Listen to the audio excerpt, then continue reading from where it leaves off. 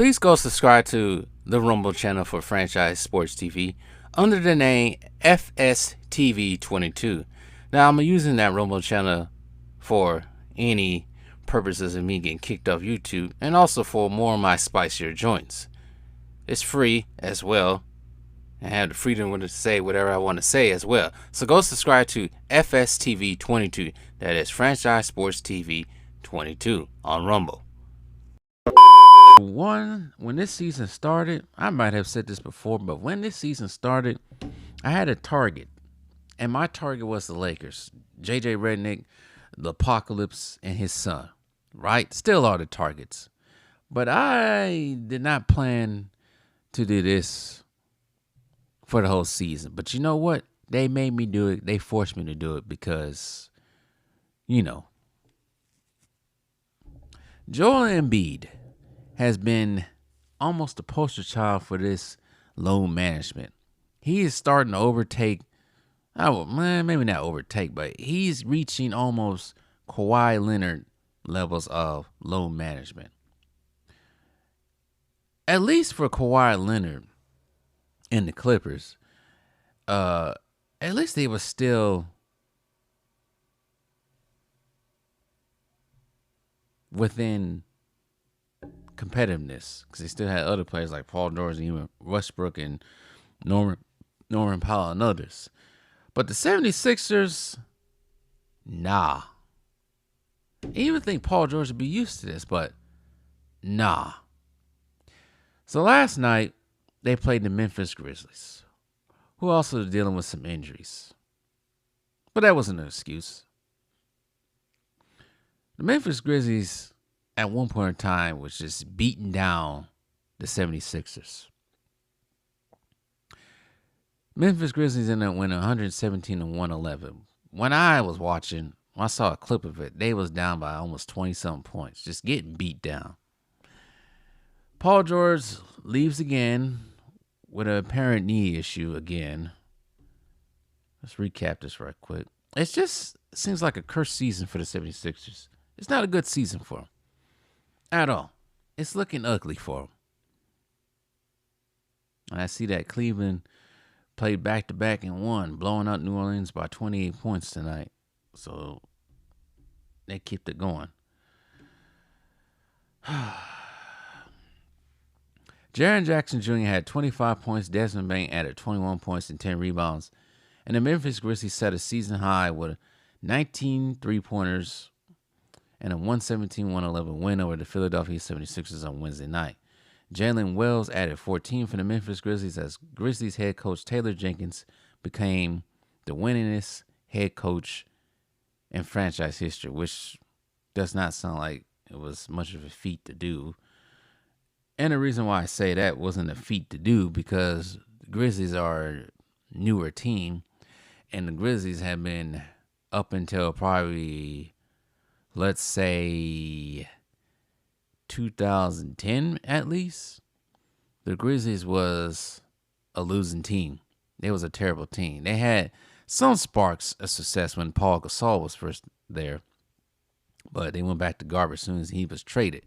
And then he had the days of course, Zach Randolph, Marc Gasol, and Tony Allen and all of them when they was in the playoffs almost every year. And they haven't looked back since then. So I guess that makes sense. But damn. But let's move on.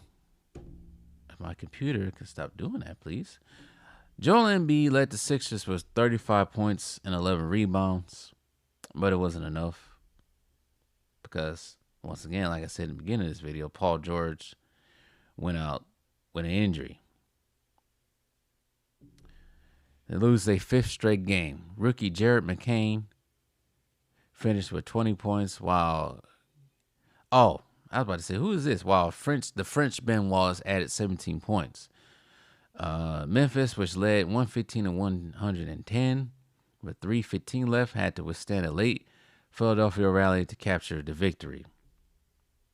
But it wasn't good enough. And these two teams have played their last time against each other because they played again on November 2nd, and the Grizzlies handled the 76ers back then. So they're done. Memphis wins the series. That's early. While the 76ers had Tyrese Maxey and Paul George back, Embiid got little help from the other two. Maxey had 8 points, George added 2. And they say, go back to Taylor Jenkins becoming the winning head coach. He passed Lionel Collins for the winningest head coach in Grizzlies history and now has 215 victories. And they got Lionel Collins out of there quickly. They said the biggest key would have been the starting lines were announced for the first time this season. Philadelphia 3 key players, Embiid, George, and Maxey, started together. Until Tuesday night, injuries and league suspensions had kept the trio from appearing on the floor together. It only lasted until early in the second half when George left the game with a hyperextended left knee. Team officials said further testing will be done Thursday.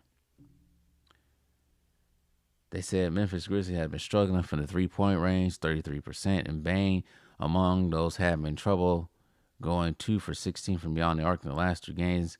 Memphis connected on 8 3-pointers in the second quarter, with Bane hitting 3 or 4 or 7 in the half as the Grizzlies took advantage to a double-digit lead. Memphis goes to 9-7 on the season. Philadelphia drops to 2-12. And I think this might be one of Philadelphia's worst starts. Maybe not. I don't think it was one of their worst starts. It's probably one of the worst starts since Embiid been there. Even though I think it was bad when he first got there too. But this team is going nowhere fast. They can't stay healthy. Embiid is acting like a diva. And it seems like Nick Nurse ain't doing much when it comes to coaching.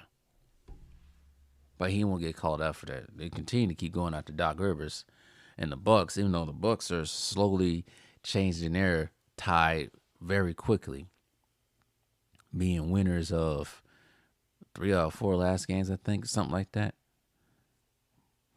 Like I said, Paul George had 2 points in 17 minutes before he got himself injured. Caleb Martin didn't do much. He had 2 points. Embiid had 35 and 11. So I guess he awakened the call, but it didn't mean nothing. Tyrese Maxey had 8 points and Jared McCain had 20. Like I said, off the bench, the French Ben Wallace had 17. Andre Drummond had 11.